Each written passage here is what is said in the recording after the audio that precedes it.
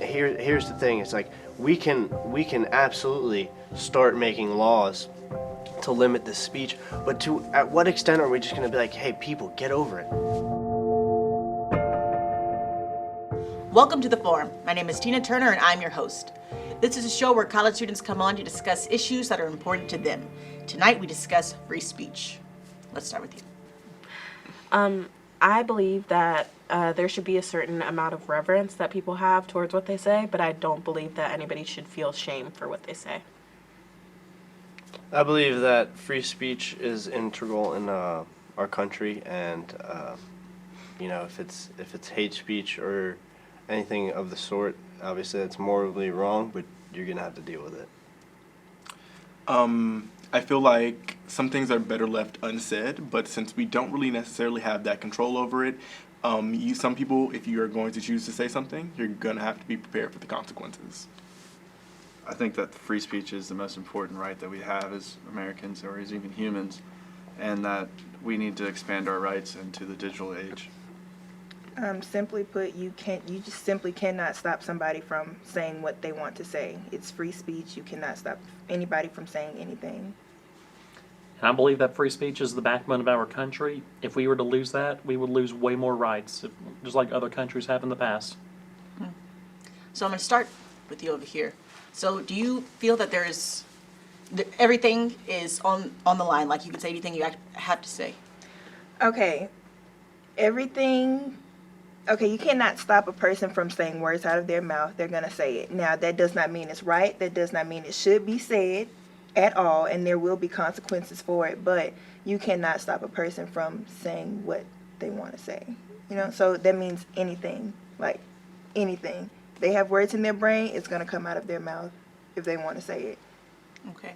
And on the side, you feel that they have the right to say it, or since it could be hurtful or harmful to someone in some way, whether it's like physical, emotional, they shouldn't be able to? You absolutely can say what you want to say. That doesn't make it morally right, and I think in today's generation, people are more held accountable for what they do say due to being filmed almost always.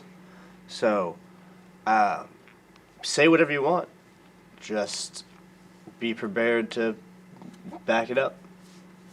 Okay, you mentioned digital age, which is what you were talking about with your opening statement. So what does that mean, since we're expanding into this kind of new medium? Well, we're allowing the digital, like social media companies, to dictate what we can and can't say, and what the question of what is and isn't allowed to be said is now up to them and not up to us as people. If we have this digital age where we're just condemning people left and right for their views and then taking them off of like a free speech platform, I think is public, it's wrong. Can you give me like an example of when that's happened? Oh yeah, Alex Jones. He was a conspiracy theorist who talked about Sandy Hook and how he ended up backtracking himself with the sound bites that he had where he said, I don't believe that kids got shot and this is a setup. He repeats those views for his media channel, which is literally a conspiracy channel, but people took that as real, and when they do that, they're taking his view, turning it against him, he said there's dead kids that aren't really dead, and now he's an evil person, we just can't let him speak anymore. So I kind of have two parts to that. I would say that a lot of times, especially in the realm of, I'm most familiar with Twitter, it works kind of the opposite. One experience that I've had, I was Kellyanne Conway. She tweeted something very, very disgusting about Hispanic people. It was actually like 4 dead Hispanic heads on a morgue table, like disembodied heads. And I said, some very colorful things to her on Twitter. And within the next 24 hours, my account was completely locked. And they took me off the internet forever. Me, a person with only like a couple thousand followers, who not very many people would see what I say, in comparison to Kellyanne Conway, a person who has the platform and who can say these things and do these things, and a lot of people are going to see it. She had no repercussions, and I was the one who was stifled, I guess you could say, in that situation. But my standpoint on that is, you can say whatever, but you're gonna have repercussions. So you can sit on social media all day and say whatever you want to say about whoever you want to, but if people decide to gather around and say, okay, you're done, you're canceled, like we're not going to feed into you anymore, we're not going to give you a platform to spew this kind of ridiculous stuff anymore, then that's their right. And you know, if you say the wrong thing, then you messed up, dude. Do people have the right to use social media as this public square kind of situation? I don't think so. I don't think social media is a right. I don't think we have the right to post anything on social media. I think it's a privilege. It's it's owned. Social media companies are owned by private. Like it's a private thing, like a private corporation. So I don't think it's like it would be different if the federal government was just like, okay, let's call it the Forum. Let's make the Forum a social media site. Like that would be different. Or Town Square. Like let's make Town Square a social media site, and like this is somewhere where like everybody can post whatever they want, and you have like the ability to have free speech, but without like these dire consequences where like your privilege is taken away or your right is taken away. But yeah, it's not really a right. It's a privilege. The one thing I've always believed is that as a First Amendment right, we do have the right of freedom of speech. But one thing I've always felt is that people that have more right-leaning views are the ones that are being censored the most. So it just seems like that nowadays, though, if you do not have the actual view from one particular side, then you're automatically deemed as an undesirable person. Because, I mean, I've already had my views trashed before, and it was just kind of like an open forum like this right here, where they said, no, you're a pro-life person, you're a traditional marriage and all that, your views can't be said. But you told me that I was able to. I think that this is now largely just an issue based on respect, and here's my 2 cents on that. You are more than welcome to say whatever you want, but you are not entitled to my respect, and no one is. I'm sorry, that's not a rude thing. It's just you're not, and you have to prove yourself. At least to me, a traditional person, you have to prove yourself respectful to earn that respect back. And most people in the world deserve respect, but that doesn't mean that they're going to get it right off the bat. And here's the thing, it's like we can absolutely start making laws to limit this speech, but at what extent are we just going to be like, hey, people, get over it? Do you think there should be hate speech laws? I do. Just because, like, if it impedes upon, like, my happiness and, like, my ability to enjoy my life. Because, like, whenever, like, somebody says hate speech, like, directed towards, like, let's just say, like, African Americans, then, like, that makes it hard for, like, it creates friction in my life.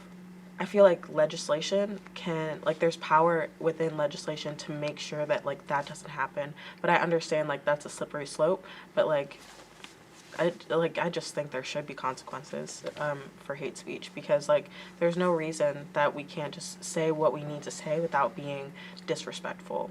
When it comes to, like, you know, it's just words. It's just words, but oftentimes words are what have oppressed people for ages, you know? We're at a time where it's like, yeah, we are able to, coming from a person who stems from many marginalized groups, like, we are able to say, okay, I don't want to hear that kind of thing. Like, I don't want you to say those kinds of things to me. And just like it's your right to say it, it's my right to be offended. And it's also my right to say, you're not going to say that to me. I don't think there should be a law, simply because they're not going to change the law because it'll be unconstitutional. I take a media law class, so I'm like, really, okay. So First Amendment rights, it's free speech. If you're going against that, then it's unconstitutional. So there shouldn't be a hate speech law. And then going from what you said about, like, well, I don't want to, hear these things. It frustrates my life and everything.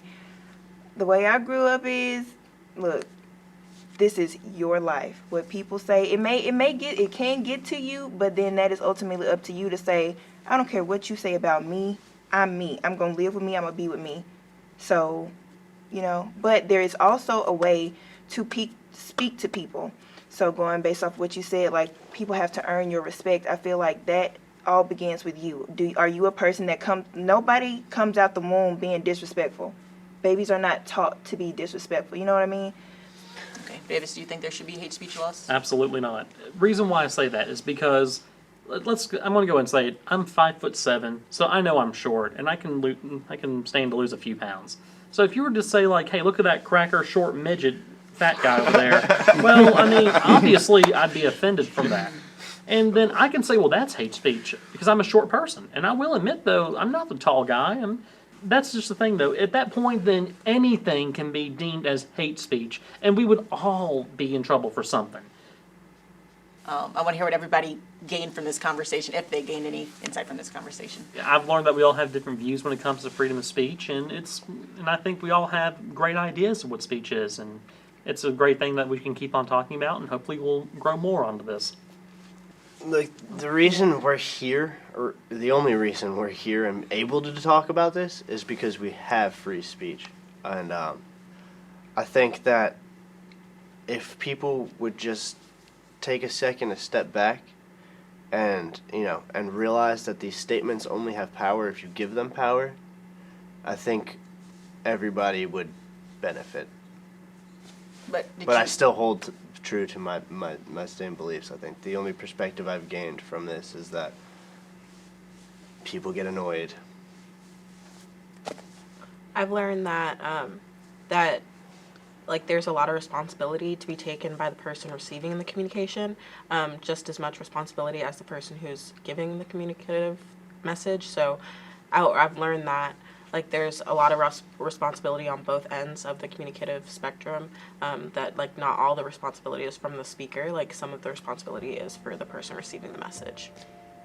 Okay. Well, thank you guys for sharing, for listening to each other. I'm your host, Tina Turner, and you have been watching The Forum.